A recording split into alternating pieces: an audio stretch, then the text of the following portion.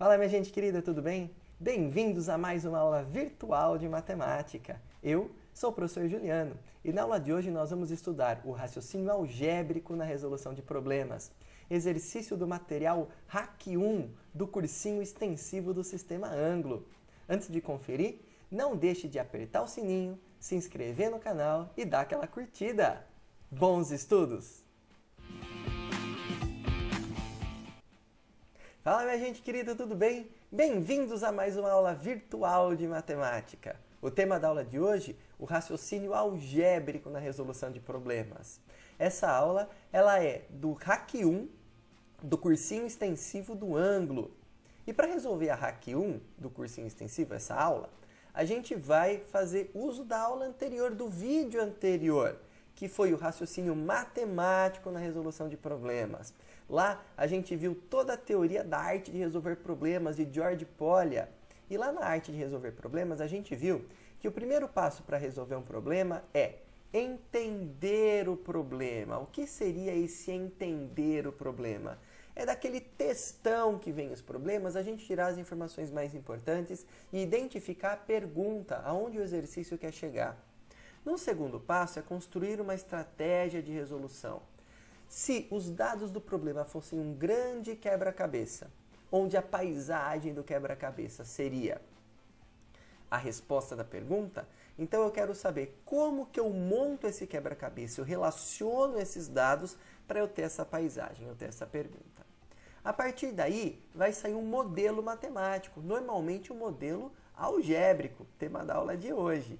E aí, o próximo passo é executar a estratégia, ou seja, resolver aquela conta. E quando eu resolvo aquela conta, eu chego numa solução. E aí eu tenho que revisar essa solução. Essa solução já é a resposta do meu problema? Ou eu uso essa solução para chegar na resposta do problema? Ou ainda, me deu mais de uma solução. Vamos validar, ver se todas as soluções são respostas do problema ou alguma solução não vai ser considerada?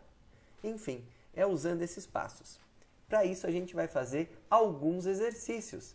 O primeiro exercício é da seção Aprimorando Habilidades. Caiu na Unifesp. Vamos ler juntos? Raquel imprimiu um número X de fotografias ao custo unitário de 54 centavos. Cada foto foi vendida ao preço de 75 centavos, sobrando no final do período de vendas Y fotografias sem vender. Letra A. Calcule quantas fotografias foram impressas para o caso em que Y é 100.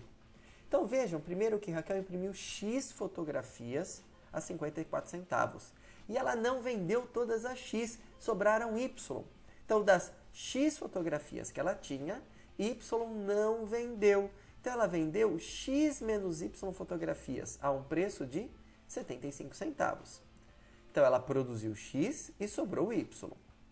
E houve um prejuízo de R$12 em relação ao custo total.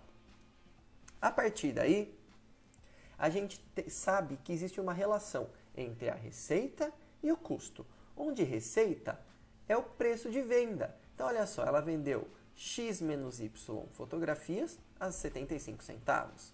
O custo é o custo de produção. Então, as X fotografias custaram 54 centavos cada uma.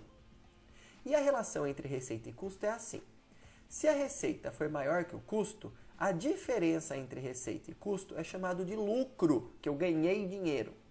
Agora, se a receita for menor que o custo, a diferença entre receita e custo vai dar um número negativo. Vai se chamar prejuízo. No caso, o exercício está falando de um prejuízo de R$12. Então, eu sei que a diferença entre receita menos custo vai dar o prejuízo. Então, receita, que é 75 centavos do que vendeu, X menos Y, menos o custo, 54 centavos da produção X, vai dar um prejuízo. Veja, prejuízo é negativo, prejuízo de R$12. Fazendo a distributiva, eu chego em 0,75x menos 0,75y é igual a 0,54x, menos 0,74x é igual a menos 12.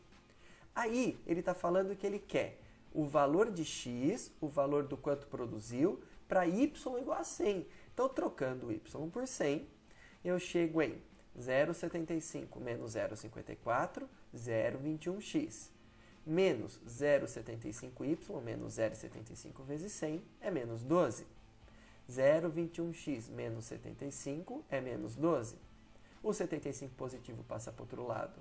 Desculpa, o 75 negativo passa para o outro lado positivo. 75 menos 12 é 63, dividido por 0,21 vai dar 300. Então, se o y for 100, nessas condições serão produzidas 300 fotos. Nas mesmas condições do exercício, a letra B está perguntando o seguinte: qual é a expressão y em função de x, ou seja, y igual a alguma coisa x, para a situação descrita no enunciado? Da resposta anterior, a gente sabe aqui que 0,75x menos 0,75y menos 0,54x dá menos 12. Então, a gente vai partir daqui, ó, dessa segunda linha da resolução. Partindo da segunda linha da resolução, a gente chega aqui. 0,75y negativo é o 0,20 mais o 0,21y. Desculpa, mais o 0,21x é o menos 12. Como ele está querendo y em função de x, esse mais 0,21 passa para lá menos. E o menos 0,75 multiplicando passa dividindo. Fazendo a divisão de cada um dos termos, menos 0,21 dividido por menos 0,75 é mais 0,28x. Menos 12 por menos 0,75 é mais 16. Então, a função y igual a 0,28x mais 16 é a função procurada. Vamos para o exercício 2? O exercício 2 é o exercício da Unesp. Vamos fazer a leitura junto. Ele fala assim: uma empresa oferece frete gratuito para entregas de seu produto em um raio de até 25 km de depósito. Então, veja que está falando de raio, né? Então, vai ter um círculo, uma circunferência. Para a distância que ultrapassar 25 km, medida em linha reta desde o depósito, a empresa cobra R$ 20 por quilômetro que ultrapasse os 25 km gratuitos. Então, até 25 km de raio é gratuito. Passou os 25, para cada quilômetro que passa, é R$ 20 por quilômetro cobrado. Essa cobrança também é feita de forma proporcional em caso de frações de quilômetro. Um consumidor do produto reside a 20 km a leste do depósito e X km a sul. Apresente uma figura representando a situação descrita e determine o valor X máximo para que esse consumidor tenha direito a frete gratuito na entrega do produto em sua residência. Em seguida, determine a função custo do frete em função de x, que é a distância que ultrapassa. No caso, c de x diferente de zero. Então, a gente vai ter dois casos aí. Vamos desenhar o primeiro caso? O primeiro caso, veja só. Eu tenho um depósito e tenho um raio de entrega de 25 quilômetros. Então, nesse raio de entrega aqui, o frete é gratuito. E ele está falando que uma residência mora a 20 km leste, indo para a direita, e x km sul, indo para baixo. E ele está querendo saber o seguinte: qual é essa distância x aqui, até a casa do consumidor, de maneira que o frete seja gratuito. Então, olha só. Partindo daqui, a gente tem um triângulo retângulo. E eu posso usar o teorema de Pitágoras, onde 25 ao quadrado, que é a hipotenusa, é 20 quadrado mais x quadrado. Resolvendo o problema. Então, olha só. O maior valor de x para que o consumidor não tenha que pagar o frete ocorre quando sua casa pertence à circunferência, de raio 25. Então, 25 ao quadrado é x quadrado mais 20 quadrado. 625 é x quadrado mais 400. X quadrado é 625 menos 400. X quadrado é 225. Então, x vai ser a raiz positiva de 225, x vai ser 15. Então, para valores menores que o 15 km e até 15 km valendo ele, o frete é gratuito. Para mais de 15 km, aí vai ser pagado R$ 20 por quilômetro a mais que se passe. E aí, então, a gente tem um caso 2. O caso 2 é o seguinte: você tem o depósito no raio de 25 quilômetros de distância, onde a gente viu que a casa está a 20 quilômetros a leste e, olha só, X a sul. Porém, agora ele vai pagar frete. Então, você tem um máximo de 15 aqui, mas tem essa quantidade de X menos 15 passando aqui até a casa do consumidor. E a gente tem aqui, ó, a distância do depósito até a casa do consumidor, onde você tem o raio de 25 e esse T que passa aqui, ó, esse T que passa do 25 é o quanto vai ser cobrado, R$20 para cada T quilômetros dessa distância D aqui. Então a gente tem de novo um triângulo retângulo gigantão, onde esse triângulo retângulo tem uma hipotenusa D, um cateto 20 e o outro cateto grandão, X aqui, ó. Então o triângulo retângulo agora é D quadrado igual a X quadrado mais 20 quadrado. Como que a gente resolve? Então, se a distância D é D quadrado igual a X quadrado mais 20 quadrado, então o D vai ser a raiz positiva de 400 mais X quadrado. Só que a gente viu que essa distância D é o 25 gratuito mais cada T que passa. Então, no lugar do D, eu vou pôr esse 25 mais T. Então, vai ficar 25 mais T igual a raiz de 400 mais X quadrado. Isolando T, que é o número que eu quero saber para depois multiplicar por 20, eu vou ter que T é a raiz de 400 mais x quadrado menos o 25. Então, quem é a minha função custo? A minha função custo é, para cada valor de T, vai ser R$20. Então, a função custo é R$20 vezes o valor de T, que é raiz de 400 mais x quadrado menos 25. Essa é a função custo em função do x. Beleza, meu povo? Vamos agora para o exercício 3, exercício que caiu na Estadual do Ceará. Olha só, no final do mês de outubro, os estudantes Carlos e Arthur haviam gasto, respectivamente, 2/3 e 3/5 de suas mesadas. Embora a mesada de Carlos seja menor, ele gastou R$8 a mais do que Arthur. Se a soma dos valores das duas mesadas é 810, o valor monetário da diferença entre os valores das duas mesadas é quanto? Então, vamos usar a arte de resolver problemas aí do George Polya. Então, o que o exercício está falando? Que o gasto de Carlos é o gasto de Arthur mais 8, porque embora Carlos tenha ganho menos, Arthur gastou R$8 a mais. Então, o Carlos é o Arthur mais 8. E a gente viu que o gasto do Carlos foi 2/3 do que ele tinha. E o gasto do Arthur foi 3/5 do que ele tinha. Então, 2/3 do gasto de Carlos vai ser 3/5 do de Arthur mais 8. E aí ele também estava falando que os dois gastos somados eram 810. Então, o que Carlos tinha? Desculpa, as duas mesadas juntos eram 810. Então, a mesada do Carlos com a mesada do Arthur é 810. Veja que aqui agora eu tenho um sistema, onde eu posso resolver pelo método que eu quiser. E aqui eu resolvi por substituição, mas não é o único jeito. Você pode resolver pelo método que você quiser. Então, lá. Como os Carlos mais Arthur é 810, então eu sei que o C é 810 menos o A.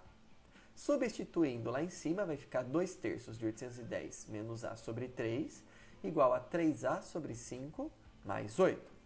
Fazendo a distributiva aqui, eu vou chegar em 1620 menos 2A sobre 3, e o resto copia. Fazendo o MMC desse lado, eu vou ter 3A mais 40 sobre 5. Multiplicando cruzado, porque isso aqui é uma proporção, é uma igualdade de duas razões. Então, eu vou ter 8.100 menos 10A é igual a 9A mais 120. Achando o valor de A é 420. Ora, se A é 420, o C é 810 menos o A, menos o 420 é 390. Veja que ele não está perguntando nem quanto é o A, nem quanto é o C, mas quanto é a diferença. Então, A menos C é 420 menos 390. Então, a diferença é 30. A alternativa A. Exercício 4, caiu na UEL. Olha só. Considere que um tear manual produza 20 metros de tecido por hora de funcionamento e que um tear mecânico produza ao mesmo tempo o dobro. Então, se o tear manual produz 20, o tear mecânico produz 40.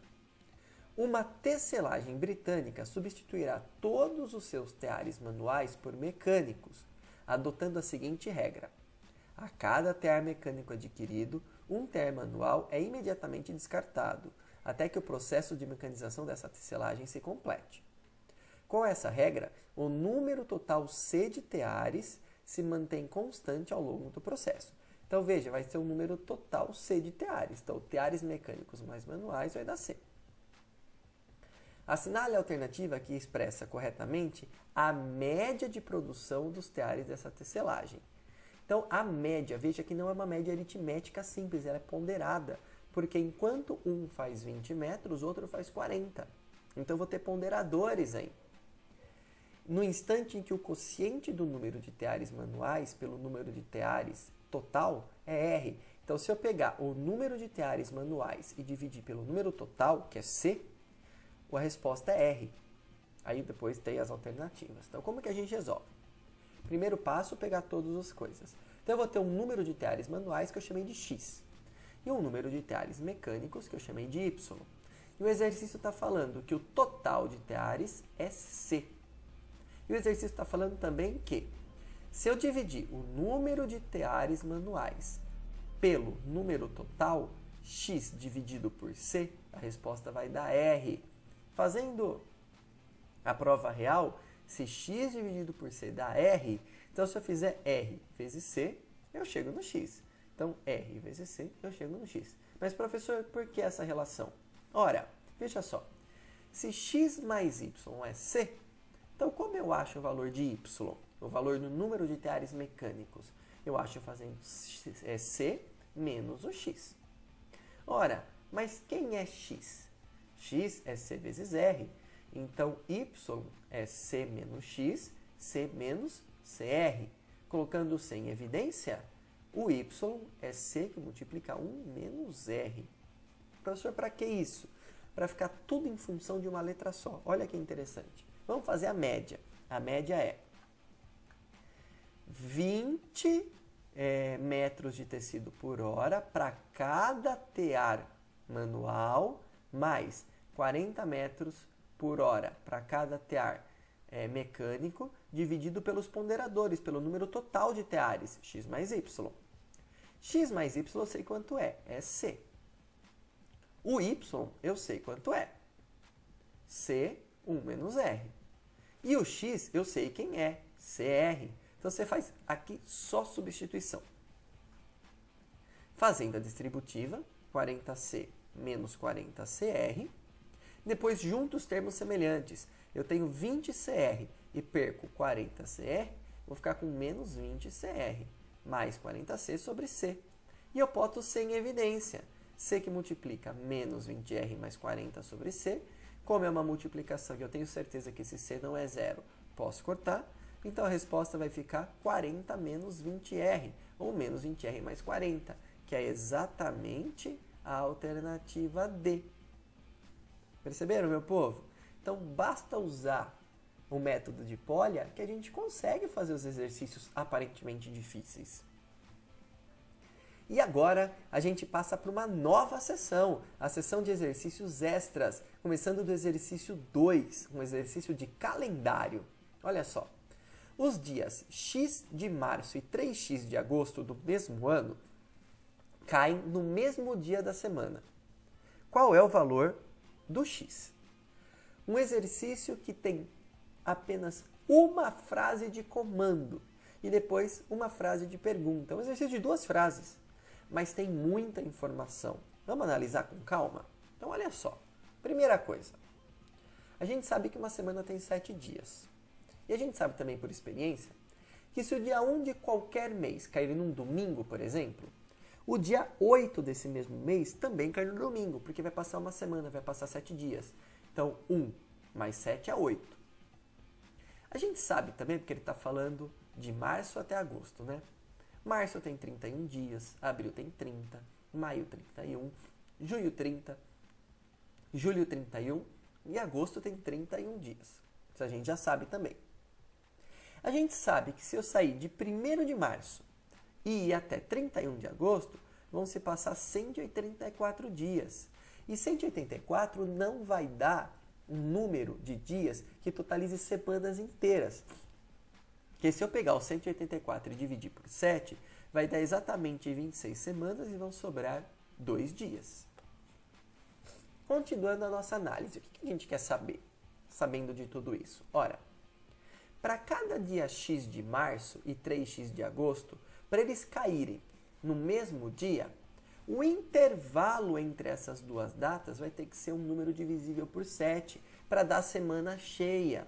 Por exemplo, o dia X cai numa segunda, o dia 3x vai ter que cair numa segunda, então vai ter que percorrer uma semana toda até a outra segunda.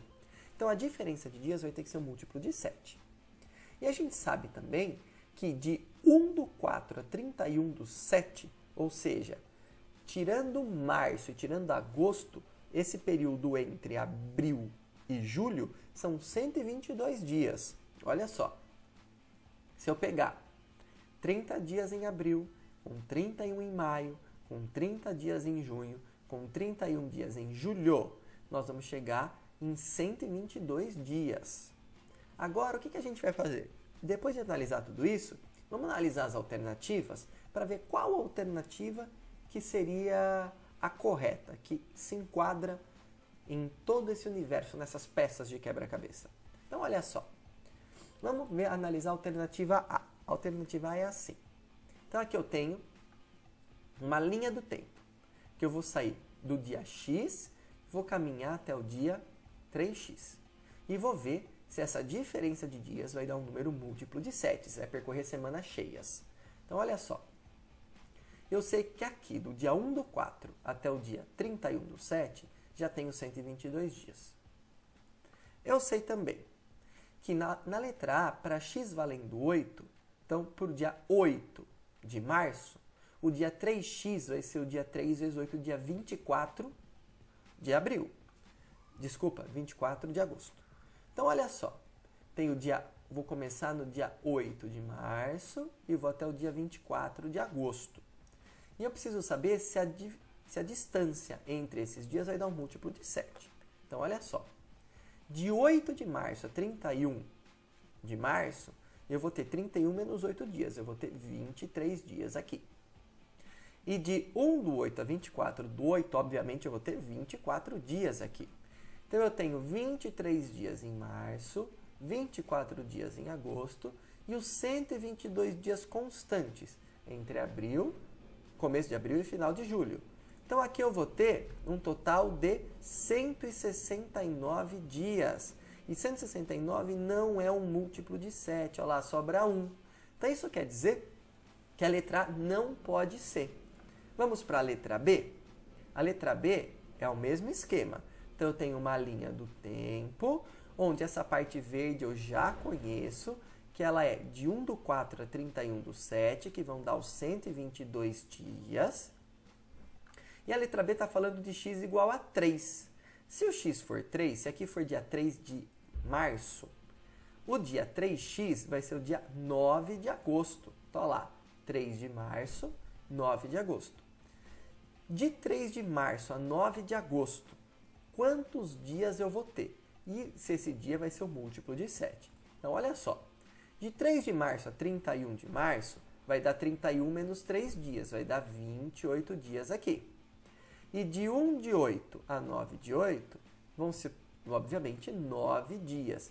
Então, somando essa quantidade de dias, eu chego em 159 dias. E veja que 159 não é um múltiplo de 7, sobrou 5. Vamos analisar agora a letra C. A letra C fala em x igual a 4. Então, aqui vai ser 4/3 e eu vou até 3 vezes 4, até 12/8. Eu já tenho os 122 dias. De 4/3 a 31/3 são 27 dias. E de 1/3 a 12/3, obviamente, 12 dias. Dá um total de 161 dias. E 161 por 7, olha lá, resto 0. Então, o x é 4 mesmo. Vejam que esse exercício é um exercício de alternativa. Então, as alternativas foram usadas para validar o exercício. Ah, professor, mas e se a gente não tivesse alternativa? Como é que a gente ia fazer? Infelizmente, agora vem na minha cabeça que nós íamos ter que ir atribuindo valores para x. X valendo dia 1, x valendo dia 2, x valendo dia 3, até chegar no x valendo dia 4. Ah, mas professor, podia ser x valendo 20. Como é que eu ia saber? Então, no caso, bom, 20 não seria porque 3 vezes 20 não tem o dia 60. Mas podia ser um número até 10, né? Porque podia chegar no 3 vezes 10, 30. Então, você teria 10 possibilidades. Ainda assim, é custoso. Mas é um exercício que eu não vejo uma saída fora essa saída de alternativa, que use uma matemática que a gente aprende até o ensino médio. Eu vejo uma outra saída usando álgebra modular, mas é uma matéria de ensino superior, a gente não vê isso no ensino médio. Mas com álgebra modular, dá para resolver também. Vamos para o exercício 3. No exercício 3, ele não é um exercício de vestibular, é um exercício proposto do material didático. Olha só. O número natural b é parente do número natural a se b for 8 unidades maior do que o triplo do sucessor de a e a soma dos seus dígitos for igual à soma dos dígitos de a. Só que agora o exercício ele vai dar dois números x e y, valendo as mesmas coisas. Se y é o menor número de 4 algarismos e é parente do número x, ou seja, o que é y parente do número x? Ele vale o sistema de a e b, né? Que o y vai ser 8 unidades maior que o triplo de x e a soma dos dígitos é igual. Então, ele quer a diferença de y menos x e quer saber se essa diferença é divisível por quem. Então, olha só. Primeira coisa importante. Para ser parente, o y tem que ser igual ao triplo do sucessor do número mais 8. Esse número é x. Então, o y tem que ser 3x mais 11. E aqui ele está falando que o y tem que ter 4 algarismos. Então, ele tem que estar entre 1.000 e 9.999. Então, esse número aqui, 3x mais 11, ele tem que estar entre 1.000 e 9.999. Tirando 11 dos 3 membros, eu vou ter 1.000 menos 11, 989. 3x mais 11 menos 11 é o 3x. E 9.999 menos 11, 9.988. E agora eu vou dividir todos os membros por 3 para descobrir quais são os possíveis valores de x. Então, dividindo 989 por 3, eu vou chegar em 329,6 infinitamente, é uma dízima. E 9.998 dividido por 3 vai dar 3.329,3, uma dízima também. Então, eu sei que x tem como menor número o 330 e como maior número o 3.329. Então, agora eu vou construir uma tabela e verificar se x e y vão ser parentes a partir dessa tabela. Por exemplo, o menor número que x pode ser 3.330. O y vai ser 3 vezes esse x mais 11, que é 1.001. Para ser parente, não basta isso acontecer. A soma dos algarismos dos dois tem que ser a mesma. Então, olha só. 3 mais 3 mais 0 é 6. E 1 mais 0 mais 0 mais 1 é 2. Não são parentes o 330 e o 1.001. Vamos para a próxima alternativa, 331. Fazendo 3 vezes 331 mais 11, eu chego em 1.004. Será que 331 e 1.004 são parentes? Ora, não sei. Vamos somar. 3 mais 3 mais 1 é 7.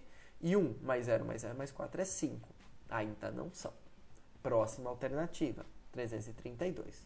O 332, fazendo 3 vezes ele mais 11, dá 1.007. Será que eles são parentes? Vamos somar. 3 com 3 com 2 é 8. E 1007 também é 8. Olha lá, bateu. Então, a gente viu que o 332 e o 1.007 são parentes. E aqui está falando que o y o menor y de 4 algarismos, que é parente do x, vão ser o y 1.007 e o x 332. Então, a diferença entre eles, 1.007 menos 32, é 675. Agora, o 675, ele é divisível por qual das alternativas?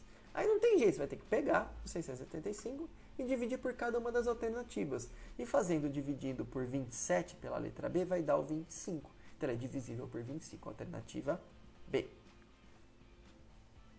E agora, para finalizar, o exercício número 4, um exercício também no material didático. Vamos fazer a leitura? É um exercício grandão, então é importante entender e usar um método para a gente conseguir resolver. Olha só. Em financiamentos, a taxa de juros incide sobre o saldo devedor, que é corrigido tanto em função do tempo, quanto em função dos pagamentos feitos por quem toma o dinheiro emprestado. Por exemplo, considere um financiamento de R$50 mil a ser pago em 2 parcelas mensais, com taxa de juros de 5% ao mês, sendo a primeira parcela no valor de 20 mil, paga no ato da contratação do empréstimo, e a outra após um mês. Para determinar o valor da segunda parcela, podemos fazer da seguinte forma. Então veja que agora ele vai falar o que a gente vai ter que fazer. Entre o ato da contratação do empréstimo e o pagamento da primeira parcela, não se passa um intervalo de tempo, ou seja, os juros não se incidem. Assim, logo após o pagamento da primeira parcela, o saldo devedor é de 30 mil. Dali a um mês, esse saldo devedor será corrigido 5%, atingindo R$ 31,5 mil, R$ 31.500. Como o financiamento acaba na segunda parcela, essa parcela deve quitar o saldo devedor, ou seja, deve ser de exatamente R$ 31.500. Considere agora o financiamento de R$ 100 mil a ser pago em 3 parcelas, todas mensais, sendo a primeira parcela paga no ato, no valor de R$ 50 mil, a segunda no valor de 40 mil e a última no valor de 24 mil. Dessa forma, podemos concluir que a taxa mensal de juros desse financiamento foi de quanto? Então, a gente vai fazer exatamente o que o exercício está falando para resolver. Então, olha só. Seja T o fator de aumento. Então, T vai ser por hora o que a gente chama de fator multiplicativo, o quanto vai aumentar na minha parcela. Então, no ato da contratação do empréstimo, eu pago a primeira parcela, de modo que o saldo devedor passe a ser 50 mil. Passados um mês, o saldo devedor é 50 mil corrigido por esse fator T. Então, é 50 mil T. Aí eu vou pagar a segunda parcela, que é de 40 mil. Então, eu estava devendo 50 mil T, pago 40 mil, fico devendo agora 50 mil T menos o 40 mil. Passado o segundo mês, esse 50 mil T menos 40 mil vai ser corrigido pelo fator T. Então, é 50 mil T menos 40 mil vezes o T. Aí, a terceira parcela ela vai quitar o financiamento e vai ser um valor de 24 mil reais. Então, esse saldo devedor, 50 mil T menos 40 mil vezes T, tem que ser os 24 mil reais. Então, acabei de chegar numa equação. E agora, vou fazer a distributiva do T aqui, passar o 24 para o outro lado, porque vai dar uma equação do segundo grau. Posso resolver essa equação do segundo grau, ou eu percebo que todos eles são múltiplos de 2.000, divido tudo por 2.000 para ter uma equação do segundo grau menor. Calculo o valor de delta, por exemplo, que eu particularmente não vejo problema em ficar calculando o Bhaskara, né? que é o discriminante delta, e depois o T, no caso aqui. Mas tem gente que não gosta, mas eu faço sem problema algum. Então, lá, b quadrado menos 4ac, delta deu 1.600. O T é menos B, mais ou menos raiz de delta sobre 2A. Eu vou chegar em T1, 1,2 e T2 menos 0,4. Veja que menos 0,4 não pode ser, porque tem juros. Os juros têm que aumentar, tem que ser mais que 1. Se tivesse menos 1, eu estaria dando desconto. Então, no caso, o menos 0,4 não me interessa. Então, T vai ser 1,2. O que é esse 1,2? Ora, é o 100% do valor acrescido 20%, acrescido 0,2%. Então, a taxa de financiamento, no caso, é de 20%. Beleza, meu povo? Então, com esses exercícios, nós finalizamos o capítulo 4. Chegamos ao fim de mais um capítulo de estudos.